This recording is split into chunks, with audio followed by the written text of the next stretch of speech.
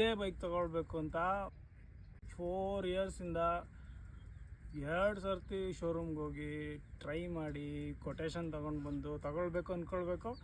ಆ ದುಡ್ಡು ತೊಗೊಂಡೋಗಿ ಶಾರ್ಟ್ ಫಿಲಮು ವೆಬ್ ಸೀರೀಸು ಮಾಡೋದು, ಅಲ್ಲಿ ಇನ್ವೆಸ್ಟ್ ಮಾಡಿಬಿಡೋದು. ಬಟ್ ಈ ಬೈಕ್ ಮಾತ್ರ ಕನ್ಸಲೆಲ್ಲ ಬರೋದು ನನಗೆ. ನನಗೋಸ್ಕರನೇ ಅಂತ ಮಾಡಿರೋಂಥ ಬೈಕ್ ಆ ಥರ.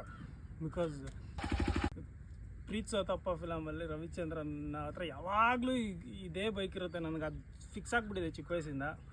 ಮೊದಲು ಇಂಪಲ್ಸ್ ಅಂತ ಇತ್ತು, ಸೊ ಅದ್ರ ಮೇಲೆ ಇದು ಇಂಪಲ್ಸ್ ಅಂತ.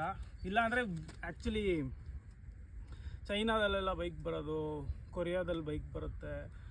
ಈ ಸ್ಟೈಲ್ ಬೈಕ್ಗೋಸ್ಕರ ನಾನು ವೆಯ್ಟ್ ಮಾಡ್ತಾಯಿದ್ದೆ ಚಿಕ್ಕ ವಯಸ್ಸಿಂದ. So king god his horse. Actually ನಾನು ಇದಕ್ಕೆ ಹಾರ್ಸ್ ಅಂತಲೇ ಕರಿತೀನಿ.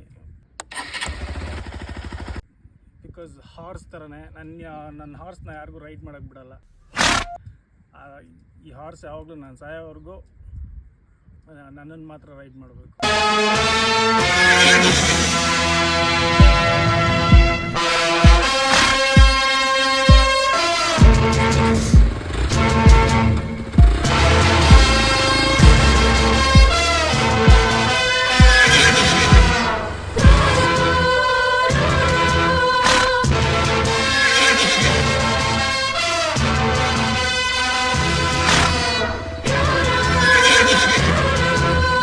ಸಂಗೀತದ ಅಲೆಗಳ ಮೇಲೆ ಪ್ರೀತಿಯ ಮೆರವಣಿಗೆ.